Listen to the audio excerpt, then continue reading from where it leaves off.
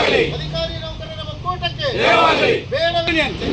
KPTC employees union ಏನೇ ಬರಲಿ ಶಾಂತಿ. ನೌಕರರ ಒಕ್ಕೂಟಕ್ಕೆ ರಾಜ್ಯದಲ್ಲಿ ವಿದ್ಯುತ್ ವಿತರಣೆಯ ವ್ಯವಸ್ಥೆಯನ್ನ ಸರ್ಕಾರ ಖಾಸಗಿಯವರಿಗೆ ಕೊಡಲು ಹೊರಟಿದೆ. ಸರ್ಕಾರದ ಈ ನಿರ್ಧಾರ ಈಗಾಗಲೇ ವ್ಯಾಪಕವಾಗಿ ವಿರೋಧಕ್ಕೆ ಕಾರಣವಾಗಿದೆ. ವಿಶೇಷವಾಗಿ ಮೆಸ್ಕಾಂ ಮತ್ತು ಕೆಪಿಟಿಸಿ ಸಿಬ್ಬಂದಿ ಸರ್ಕಾರದ ಈ ಕ್ರಮವನ್ನು ವಿರೋಧಿಸಿ ಪ್ರತಿಭಟನೆಗೆ ಇಳಿದಿದ್ದಾರೆ. ಇದರ ಭಾಗವಾಗಿ ಶಿವಮೊಗ್ಗದಲ್ಲೂ ಕೂಡ ಮೆಸ್ಕಾಂ ಮತ್ತು ಕೆಪಿಟಿಸಿ ಸಿಬ್ಬಂದಿ ಪ್ರತಿಭಟನೆ ನಡೆಸಿ ಸರ್ಕಾರ ಯಾವುದೇ ಕಾರಣಕ್ಕೂ ವಿದ್ಯುತ್ ವಿತರಣೆ ವ್ಯವಸ್ಥೆಯನ್ನ ಖಾಸಗಿಯವರಿಗೆ ಕೊಡಬಾರದು ಅಂತೇಳಿ ಆಗ್ರಹಿಸಿವೆ. ಜೂನ್ 10ರಂದು ಬೆಳಗ್ಗೆ ಮೆಸ್ಕಾಂ ಮತ್ತು ಕೆಪಿಟಿಸಿ ಸಿಬ್ಬಂದಿ ಶಿವಮೊಗ್ಗದ MRS ವೃತ್ತದ ಬಳಿ ಇರುವಂತಹ ವಿದ್ಯುತ್ ಭವನದ ಎದುರು ಪ್ರತಿಭಟನೆಯನ್ನು ಮಾಡಿದರು. ಆನಂತರ ವಿದ್ಯುತ್ ಸರಬರಾಜು ಮಾಡುವಂತಹ ಕೇಂದ್ರದ ಮುಂದೆ ಪ್ರತಿಭಟನೆ ನಡೆಸಿ ಸರ್ಕಾರದ ನಿರ್ಧಾರವನ್ನು ಸಾರಾಸಗಟವಾಗಿ ಖಂಡಿಸಿದರು. ಏನೇ ಬರಲಿ ಶಾಂತಿ ಶಾಂತಿ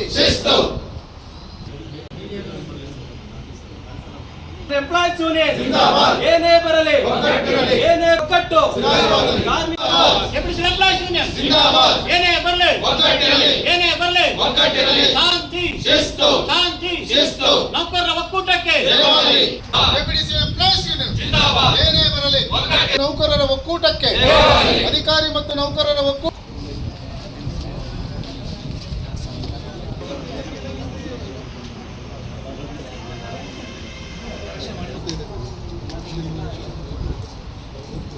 ಈ ವಿದ್ಯುತ್ ವಿತರಣೆಯ ಖಾಸಗೀಕರಣ ಕೇವಲ ಮೆಸ್ಕಾಂ ಮತ್ತು ಕೆಪಿಟಿಸಿ ಸಿಬ್ಬಂದಿ ಮೇಲೆ ಪರಿಣಾಮ ಬೀರುವುದಿಲ್ಲ, ಸಾರ್ವಜನಿಕರ ಮೇಲೂ ಕೂಡ ಇದರ ಪರಿಣಾಮ ಬೀರಲಿದೆ. ಹಾಗಾದ್ರೆ ಈ ಖಾಸಗೀಕರಣದಿಂದ ಆಗುವ ಅಪಾಯವೇನು? ಈ ಕುರಿತಂತೆ ಅವರೇನು ಹೇಳ್ತಾರೆ? ಏನು ನಮ್ಮ ಎಸ್ಕಾಮ್ಸ್ ಅಲ್ಲಿ ಖಾಸಗೀಕರಣದ ಒಂದು ದಿಗ್ಲು ಎದ್ದಿದೆ. ಅದಕ್ಕೆ ಕಾರಣ ಟಾಟಾ ಕಂಪ್ನಿಯವರು KRCಗೆ ಪ್ಯಾರಲಲ್ ಡಿಸ್ಟ್ರಿಬ್ಯೂಷನ್ ಲೈಸೆನ್ಸಿಗೆ ಅಪ್ಲೈ ಮಾಡ್ತಾ ಇದ್ದಾರೆ. ಸೊ ಅದಕ್ಕೆ ನಮ್ಮ ಎಲ್ಲ ಸಂಘದ ಪದಾಧಿಕಾರಿಗಳು ಹಾಗೂ ಎಲ್ಲ ಅಧಿಕಾರಿ ನೌಕರರು ಅದನ್ನು ವಿರೋಧಿಸ್ತೀವಿ. ಯಾಕಂದರೆ ಅದರಿಂದ ಅನುಕೂಲಕ್ಕಿಂತ ಅನಾನುಕೂಲನೇ ಜಾಸ್ತಿ ಇದೆ. ಮೊದಲನೇದಾಗಿ ಗ್ರಾಹಕರ ಹಿತರಕ್ಷಣೆ ಕಾಪಾಡ್ಕೋಬೇಕಾಗುತ್ತೆ. ಇದು ನಮ್ಮ ಆರ್ಗನೈಸೇಷನ್ ಪ್ರಾಫಿಟ್ ಆರ್ಗನೈಸೇಷನ್ ಅಲ್ಲ, ನಮ್ದು ಏನಿದ್ರು ಸರ್ವಿಸ್ ಮೋಟೋ ಇದೆ. ಸರ್ವಿಸ್ ಮೋಟೋ ಅಂದರೆ ನಾವು ಗ್ರಾಹಕರಿಗೆ ಒಳ್ಳೆ ರೀತಿಯಾದ ವಿದ್ಯುತ್ತನ್ನು ಅವರಿಗೆ ನೀಡಬೇಕಾಗುತ್ತೆ.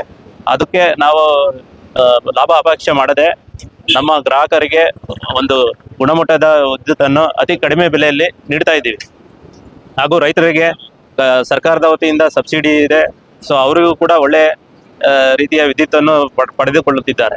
ಸೊ ಅದೆಲ್ಲನೂ ಈಗ ಗ್ರಾಹಕರಿಗೆ ನಾವು ಎಲ್ಲ ರೀತಿಯಿಂದ ಅನುಕೂಲ ಮಾಡುತ್ತಿರೋದನ್ನ ಈಗ ಯಾರು ಪ್ರೈವೇಟ್ ಕಂಪ್ನೀಸ್ ಇದೆ ಅದನ್ನೆಲ್ಲ ಅವ್ರಿಗೆ ಕೊಟ್ಟಾಗ ಅವರು ಇದೇ ಥರ ಮುಂದುವರಿಸ್ತಾರೆ ಅನ್ನೋದು ಹೇಳೋದಕ್ಕಾಗಲ್ಲ. ಈಗ ಆಲ್ರೆಡಿ ಪ್ರೈವೇಟ್ ಆಗಿ ಅವರು ಅಪ್ಲೈ ಮಾಡಿದ್ದಾರೆ. ಅದನ್ನ ಏನಾದರೂ ಅವರು ಅವರಿಗೆ ಸಿಕ್ಕಲ್ಲಿ ನಾಳೆ ದಿವಸ ಎಲ್ಲ ಗ್ರಾಹಕರಿಗೆ ಇದರಿಂದ ತೊಂದರೆ ಆಗೋ ಚಾನ್ಸಸ್ಸು ಭಾಳ ಇದೆ. ಸೊ ಹಾಗಾಗ್ಬಿಟ್ಟು ಇದನ್ನ ಎಲ್ಲ ಗ್ರಾಹಕರು ಕೂಡ ಮನಗಂಡು ಅವರು ಕೂಡ KRCಗೆ ಅಬ್ಜೆಕ್ಷನ್ನ ಫೈಲ್ ಮಾಡಬೇಕು. ಇದಕ್ಕೆ ಲಾಸ್ಟ್ ಡೇಟ್ 23ನೇ ತಾರೀಕಿದೆ, ಇದೇ ತಿಂಗಳು.